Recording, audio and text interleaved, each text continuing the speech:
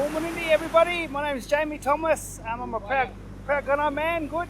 Sarah Jones, and we're here actually to teach Wayapa. And Wayapa Wuuruk is two Aboriginal words that mean to connect the country.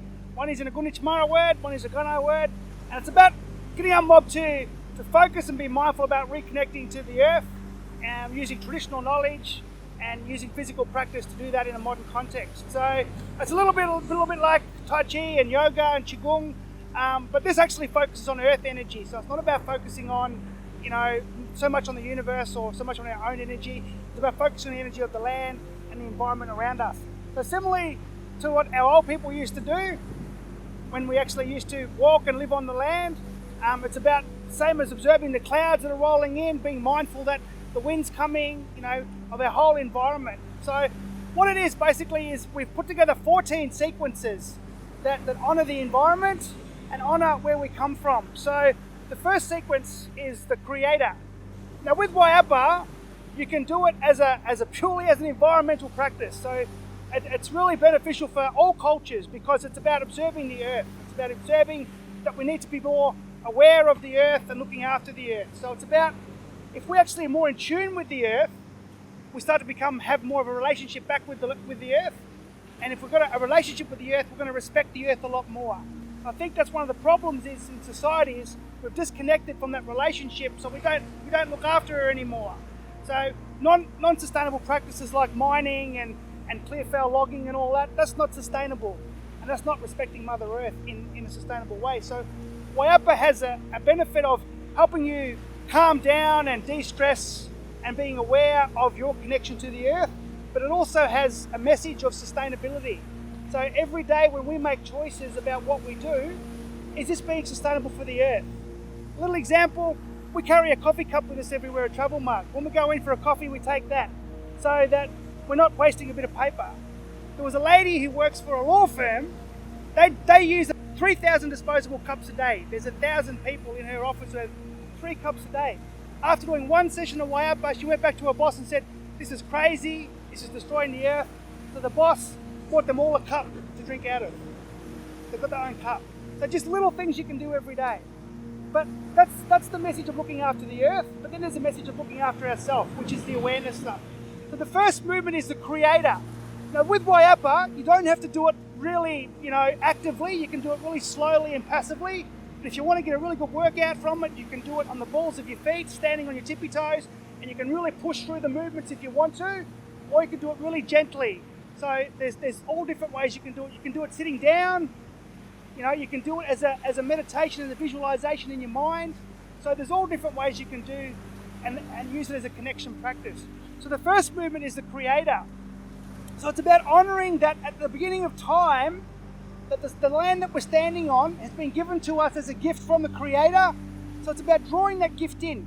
And we do draw it in from the universe, that energy that was from the beginning. We draw that in from the land, but we also draw it in from the center of the earth, because we often forget that we're actually standing on a big ball of fire that's under our feet that's warming Mother Earth up. So we draw that energy in from her. And then finally we draw in all the energy from all the people around us, so all the positive energy. So it's about focusing on the positiveness and the positive people around us and bringing that into our life and bringing that into our presence. The second movement is about honouring the sun. And the sun, as our mob knew, that we actually rotated around the sun, not the other way around. A lot of cultures, some cultures thought that the sun revolved around us. We acknowledge that we revolved around the sun. So this movement is about honouring the equinox. Okay, so we have an autumn equinox when there's often the same amount of daylight and the same amount of darkness in autumn. And then it's about honouring the winter solstice. So when the sun is the lowest in the sky, it's about honouring the sun moving in our skyline. Then in spring we have the spring equinox where the sun starts to wake up and have more daylight, and then eventually we go into the summer solstice, which is when in summertime when the sun is the highest in the sky.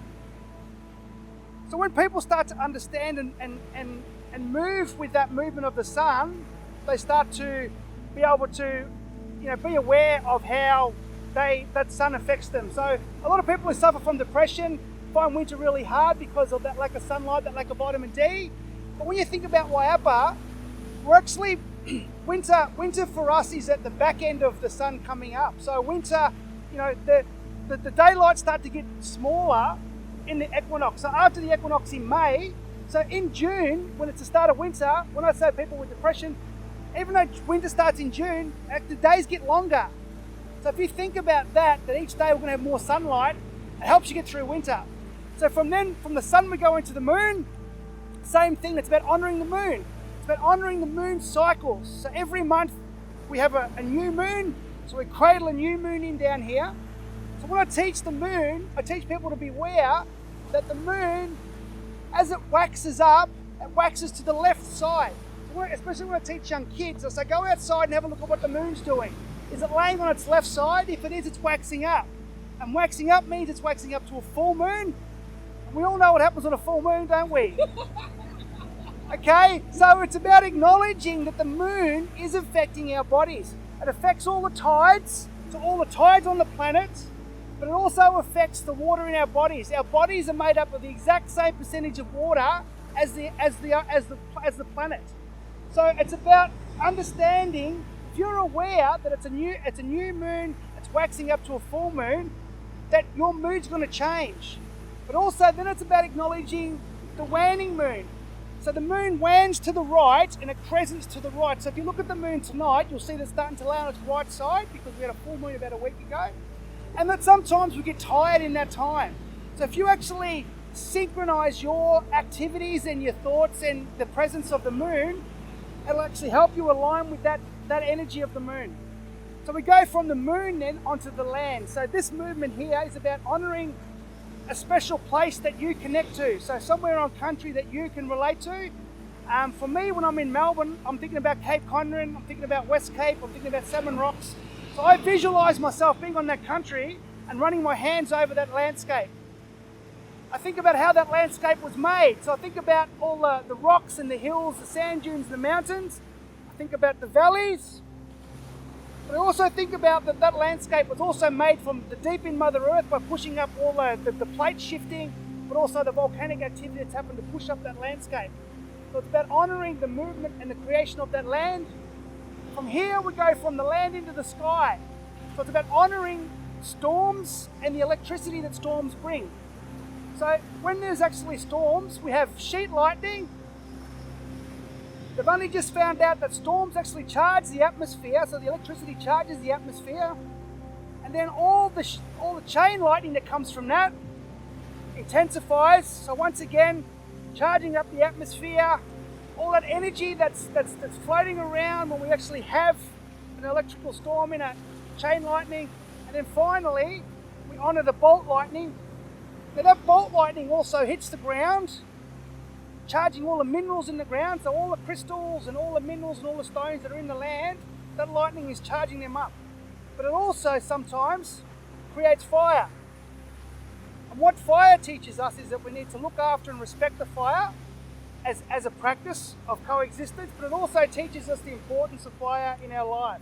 So honouring the ancestors. So this is about that movement of making fire, which is one of the movements that we use to make fire. From the fire we transition to the rain. So the rain is about honouring how our old people used to observe the rain and know how far away the rain was. Mostly our rain comes from the west. Okay, as all the weather rotates around the planet, often comes from the west. So we honour with the left side of our body. So as today we're seeing that there's rain coming from the west, so we're observing that.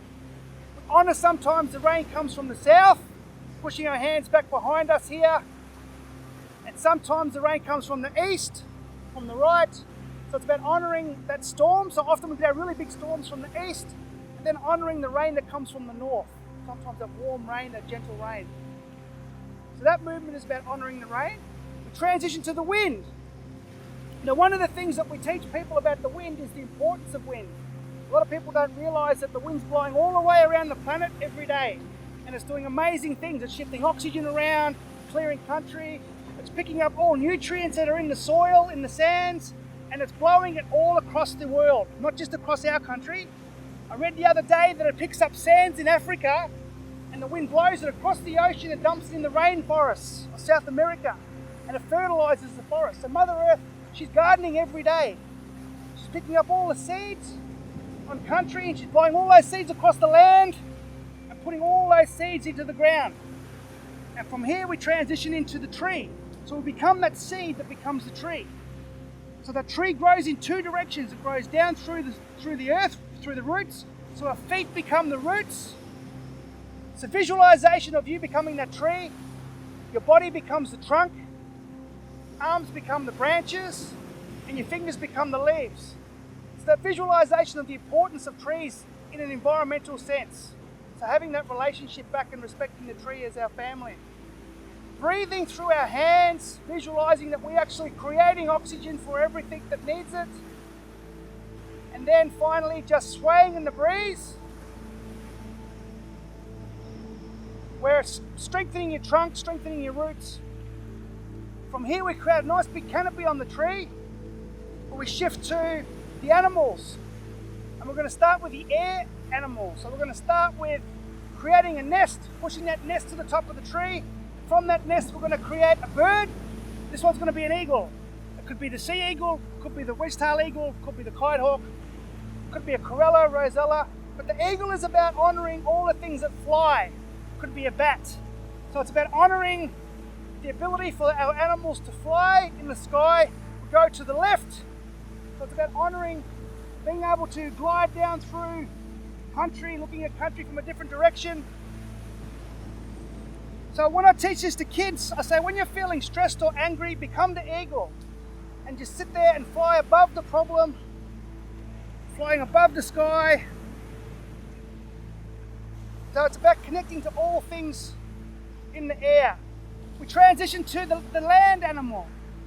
We use the kangaroo as the example of the land animal. Kangaroo has soft padded feet.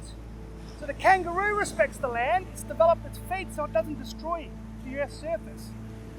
The kangaroo also teaches us sustainability because everything on the kangaroo is eaten by or used by our people. It teaches us to stop and observe things.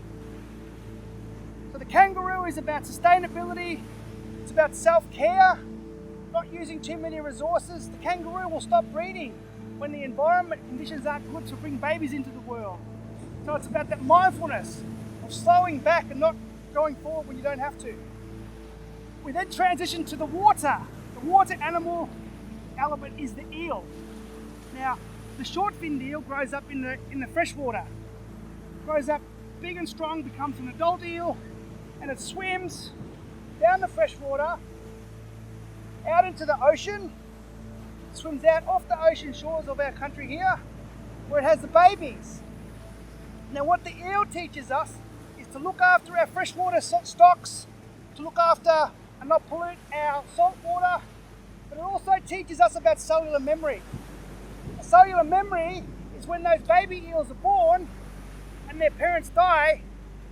The only way they know how to go all the way back down that coastline and back up them rivers is because it's built into their bodies, it's built into their memories. So they know where to go because of that cellular memory. From the cellular memory of the eel, we transition to the people. So the next movement we are doing is the hunter. So this movement is about honouring all our ancestors that hunted for us. It's about honouring that and respecting that they did that. So they hunted from the water, they hunted from the land, and they hunted from the air. It's also about honouring that in a traditional sense, what a hunter was, but also in a modern sense, what a hunter was. In some cultures, the hunter was a man. In some cultures, the hunter was a woman. And in modern day culture, sometimes the hunter is the man. Sometimes it's the woman. So it's about looking at just honouring the roles of what a hunter does. From there we go to the gatherer and look at the knowledge that was needed for that gatherer to live and go out and provide for their families. So it's about the knowledge of going out and interacting with the earth, toiling the earth, collecting those yams. Also, it was about the knowledge to go out and understand the seasons, where you could pick all the berries and fruits and seeds but also having the knowledge for the medicines from the plants, the grasses, to utilize for you to live every day. It's about putting all that back to camp, where finally the last element is where we raise the child. So all that knowledge that you need from the beginning, all those stories, all the awareness of all the elements we need to pass on to our children. So it's about, this is where you visualize your responsibility to pass on information to our children, because they will become the creators of the next generation of the environment that they inherit. At some stage we have to let those children go. When we put that child down, sometimes they have to learn new skills. So they learn those new skills by we teaching them. The skill we're going to learn today is swimming, so we're looking in the water. So I visualize the first time I ever swam at Bem River. And I visualize being in that river where I put my hands in the water, put them on my face, then eventually just wading out into the water, feeling those anxiety and the nerves of doing it, of swimming, and then eventually having the courage, then just let go of that rock and glide out in the water. And then finally just celebrating that, and picking water up and throwing it into the sky, and watching those droplets in the sun, and then just letting your arms come down. So with Wayapa, when we teach it as a practice, it's about trying to get not just our own mob back reconnected with the earth, but it's about getting all people on the planet back to that relationship, that earthly relationship. Because at one stage of evolution, 20,000 years ago, all people on the planet lived like us mob, in harmony with the land. It's only over time that some people have gotten away from that concept of connectivity.